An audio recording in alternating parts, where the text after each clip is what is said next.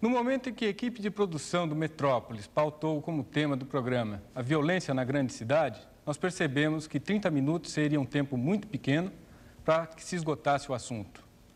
Na última segunda-feira, a reportagem Paulicéia Amedrontada registrou a situação de intranquilidade vivida por boa parcela dessa população. Hoje nós voltamos ao tema da criminalidade e da violência para tentar debater e aprofundar as causas e possíveis soluções do problema.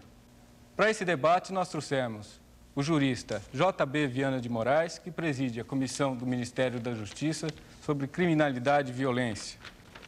À nossa direita, nós temos o jurista Miguel Reale Júnior. Temos ainda o jornalista do Jornal da Tarde, Percival de Souza, e o jornalista dos Diários Associados, Orlando Criscuolo.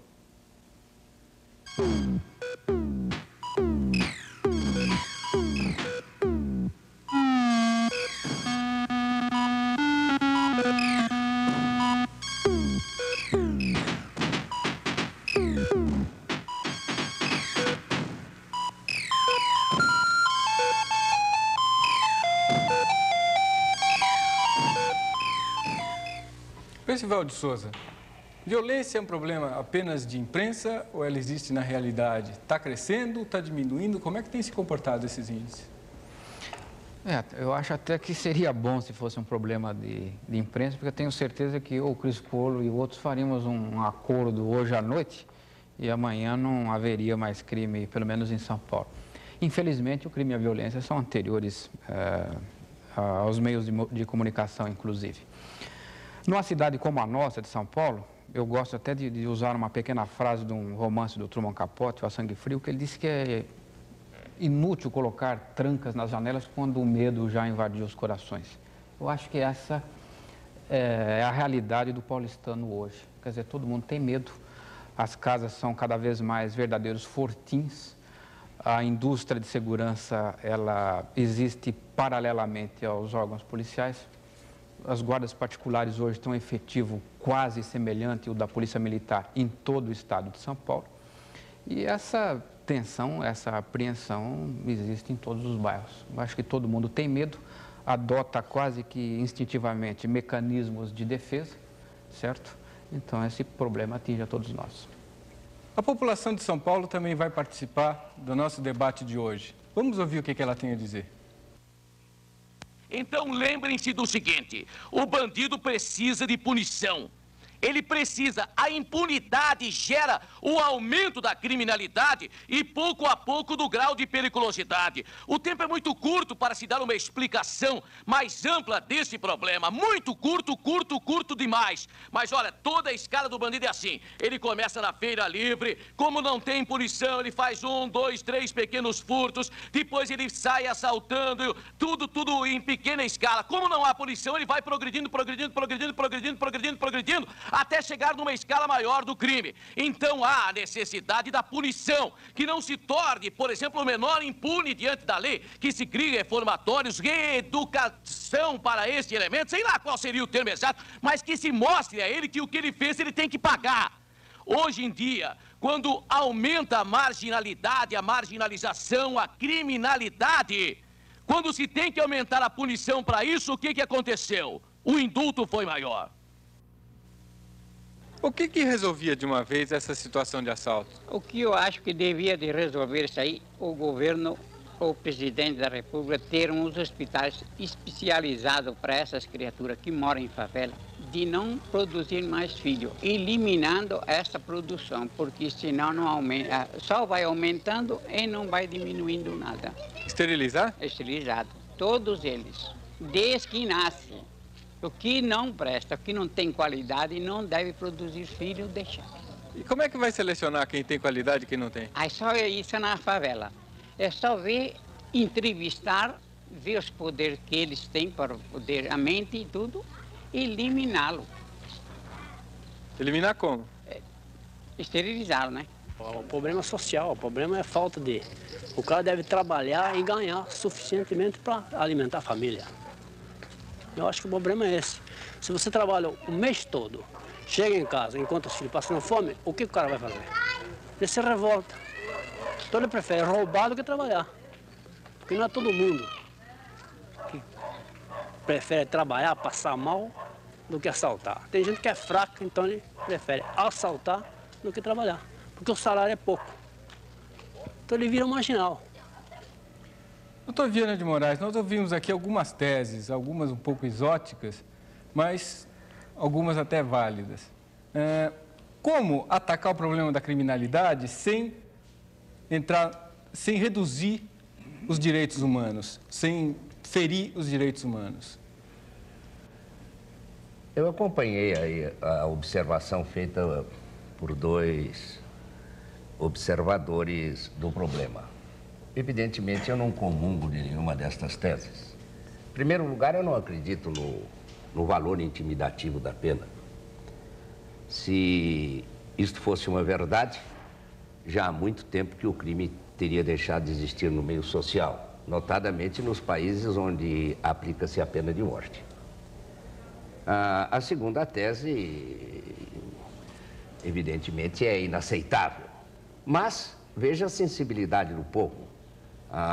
O absurdo não é tão manifesto assim, porque uma das teses modernas hoje relacionadas com o problema da criminalidade é precisamente o planejamento familiar. Mas eu entendo que o problema é complexo demais. Nós temos que examiná-lo sobre a luz de causas determinantes e com causas. Não é fácil equacionar o problema da criminalidade com esta rapidez que se pretende. Há 2 dias atrás, o jornal As Folhas publicaram uma pequena notícia, dando o resultado de uma promoção realizada pela Unesco e acentuando o aumento da miséria neste país. E assinala que 49% das famílias brasileiras vivem na miséria e que 26,7% vivem na indigência. Nós sabemos que, evidentemente, o crime não é exclusivamente o resultado da miséria.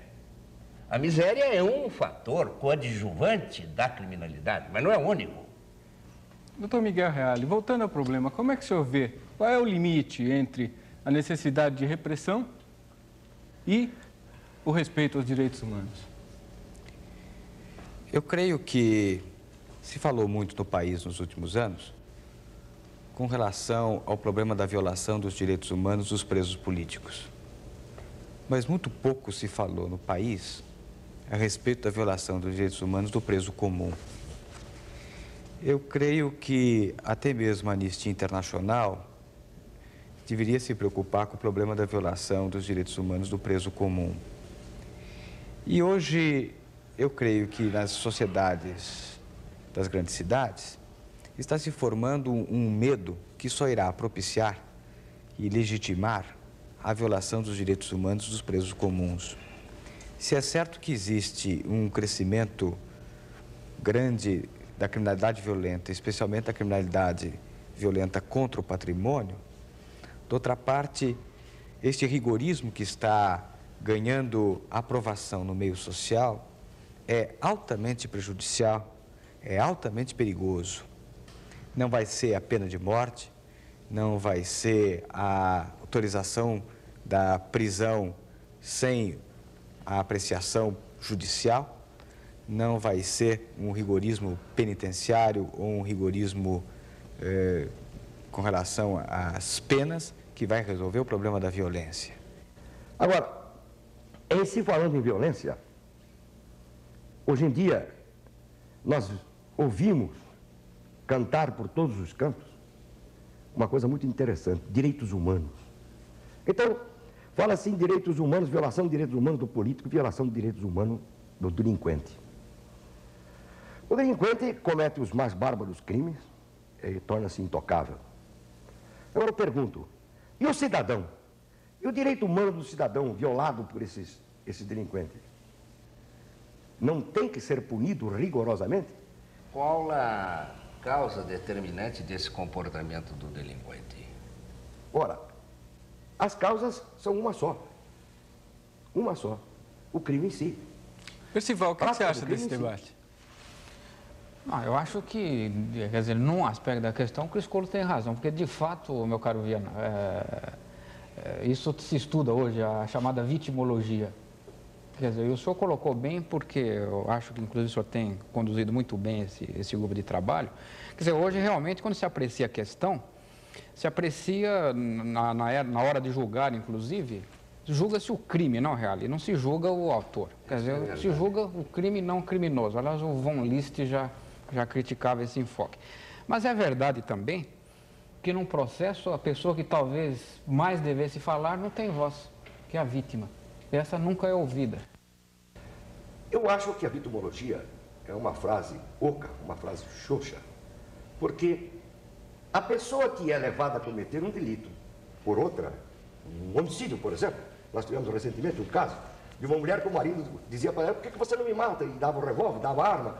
Um dia ela matou o marido, então ela é vítima do marido.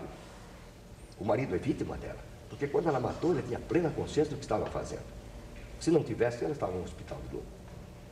Agora, doutor Viana, é preciso que se cuide, se acautele do problema, penso eu, do problema da violência com relação ao direito humano. A população é que está sendo violentada. Inquestionavelmente é a população que está sendo violentada. Os senhores juristas cuidaram. Cris Coulo, me perdoa o seguinte. Eu percebi que você está mais preocupado com a defesa da população que está sendo violentada pelos diversos crimes, especialmente contra o patrimônio que estão se realizando. Mas contra a vida também. Contra a vida, contra o patrimônio ligados à violência contra a liberdade individual, contra a integridade física e assim por diante. Mas me parece o seguinte: aquele que pratica um crime violento, ele é, na verdade, fruto de um ambiente no qual ele não teve oportunidade de aprender os valores da liberdade individual, os valores do pensamento alheio, do respeito à ideia alheia. Ou seja, há uma série de valores que ele não pôde assimilar, porque, na verdade, na vida dele, ele apenas sobreviveu. E sobreviver não é viver. Ora, quem não teve a oportunidade de uma aprendizagem de valores, tem a violência como forma de vida. Porque ele, na verdade, apenas conseguiu estar vivo até hoje. Eu acrescentaria, além de não ter aprendido, ele continua vivendo um clima de violência. Um clima de violência. Toda a vida dele é uma violência. É uma violência desde que nasceu. Então, eu não quero desculpar aquele que pratica um crime de violência, mas eu quero não desculpar veementemente aquele que, tendo aprendido os valores de respeito ao outro, os desrespeita em nome do poder, em nome do exercício da autoridade. Portanto, é muito mais grave a violência ao direito humano do preso, praticado pelo policial, ou praticado numa penitenciária, do que a violência praticada pelo ladrão na rua, onde ele corre o risco de uma prisão, onde ele corre o risco de vida, e não onde ele está garantido de impunidade por um sistema que pode protegê-lo. E no momento em que a sociedade procura legitimar a violência contra os violentos, vai se criando uma insensibilidade que leva até mesmo aqueles que aprenderam a respeitar o próximo a deixar de respeitar. É essa a preocupação que eu tenho. Esse código moral, se a gente pode falar assim, né, o Reale citou, pode ser bem ilustrado por esse mesmo promotor a que o professor se referiu, porque se pesquisou atualmente, por que os ladrões matam. Então, na sua subcultura de violência, como diz o Reale, ele mata para não ser reconhecido. Viana de Moraes, o que levou o Ministério da Justiça a estudar especificamente o problema da violência nos grandes centros urbanos? Afinal, a violência sempre existiu. O que está mudando? Bom, em relação ao grupo, vai apresentar em janeiro o seu relatório completo, onde então enumerará aquelas medidas atinentes ao problema da criminalidade, as relacionadas a curto prazo, a médio prazo e a longo prazo. Agora, no meu entendimento pessoal, eu acredito que existam medidas rigorosamente administrativas que podem ser adotadas desde já.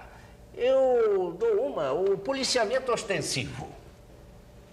Policiamento ostensivo numa capital como São Paulo, não tenhamos dúvida, concorrerá para reduzir a criminalidade, não sei em que percentual, mas eu não vacilaria a afirmar que seria uma redução de mais de 20%.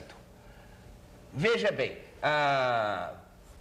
sem prejuízo da magnífica administração policial que está fazendo o eminente desembargador Otávio Gonzaga, e sem prejuízo da dedicação de uma infinidade de delegados de polícia, o fato é que São Paulo é uma cidade despoliciada.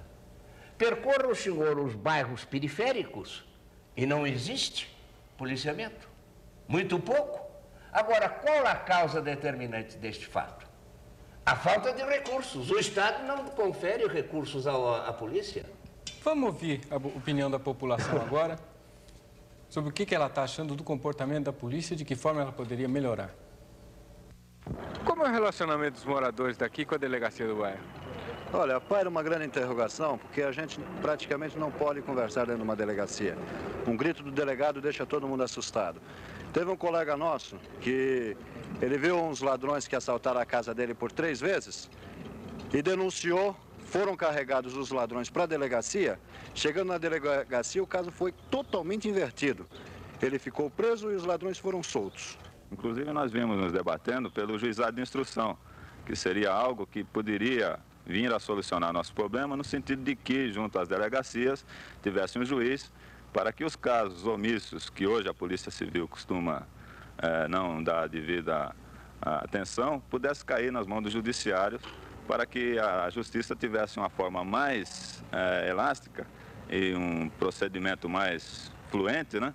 No sentido de nos dar a devida segurança. Porque hoje nós aqui estamos levantando uma luta e nos encontramos entre 2 polos. De um lado temos os fora da lei, os marginais, e do outro lado temos a polícia. Então estamos mexendo com 2 polos perigosíssimos. O Percival tem uma tese interessante sobre o assunto que ele estava me contando outro dia. Você faz uma relação íntima entre o crescimento da violência na polícia e o crescimento da violência por parte dos criminosos. Como é que é essa história? Essa história também é fundamentada em bases reais.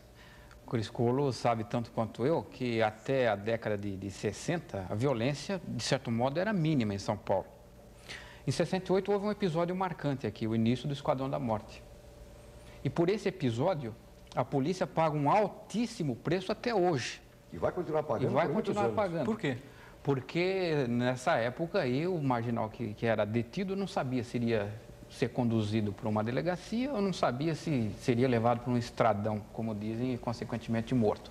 Então, na dúvida, era melhor então reagir e, em suma, matar ou morrer. Essa violência, então, se processou numa escalada que chega até os nossos dias. E, meu caro professor, o senhor tem razão, realmente. Um aspecto também é a estrutura da polícia, de funcionamento. Hoje nós funcionamos, embora as teorias de Lombroso estejam sepultadas, na prática, meu caro Real, elas vigoram. Quer dizer, há um olhômetro policial que decide quem é suspeito, quem não é suspeito. Eu não entendo, não consigo entender porque tem policiamento a cavalo no centro da cidade, não tem na Vila Brasilândia, São Miguel Paulista e na periferia.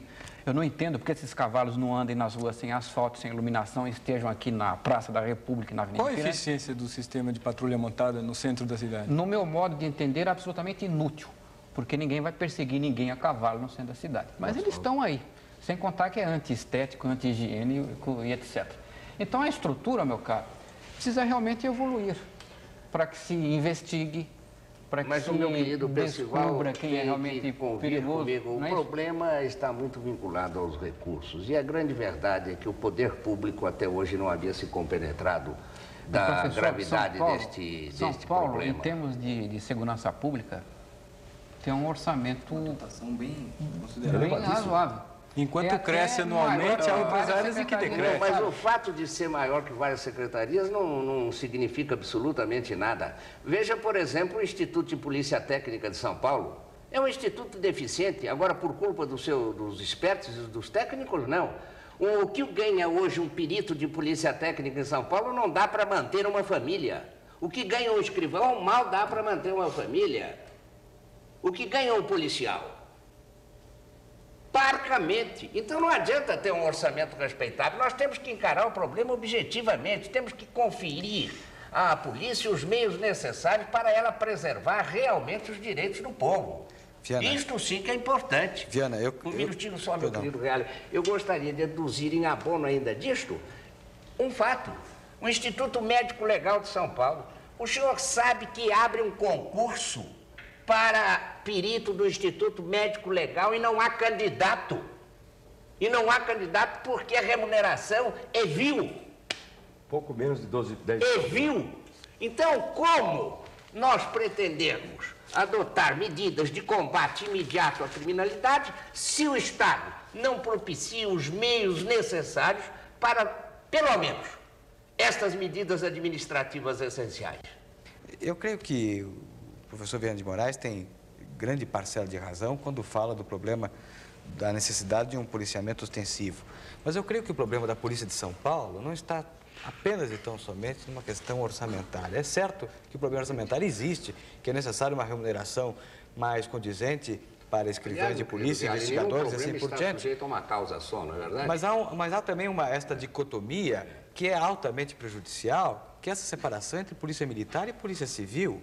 Também. Há uma polícia militar que foi preparada num sistema de aquartelamento.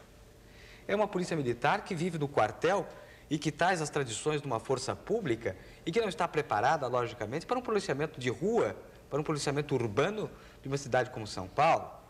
Então, existem vários fatores que devem ser modificados. Por que tantos atritos entre polícia militar e polícia civil? Porque são duas mentalidades. Porque uma é uma mentalidade de quartel e outra é uma mentalidade de polícia judiciária e de polícia de investigação. Aliás, a polícia coisas completamente diferentes. A polícia deveria ser exclusivamente civil. Civil. Até mais.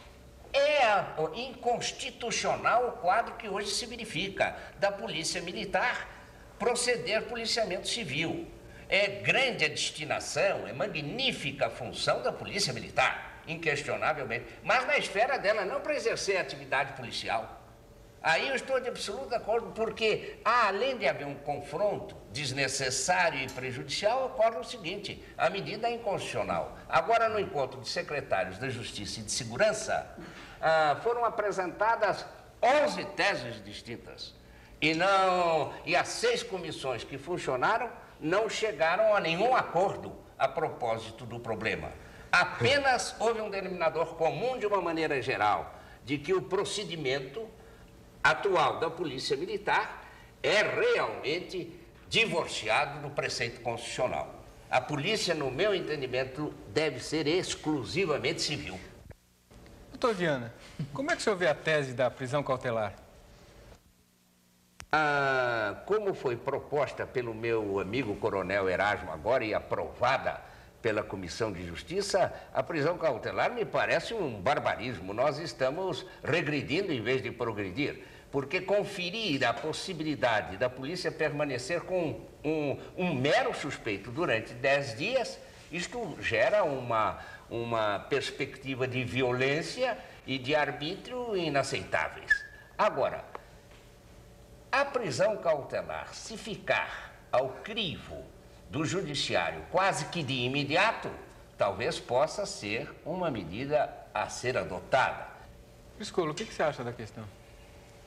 Eu acho que a prisão cautelar já existe há muitos anos, apenas com outro título: o poder de polícia, único exclusivamente.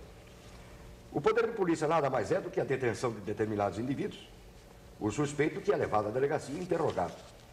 E, evidentemente, em muitos casos, espancado, pendurado em pau de arara. Só uma parte, Criscolo. Eu não diria prisão cautelar, eu dizia um arbítrio constante. Exato. Também é assim.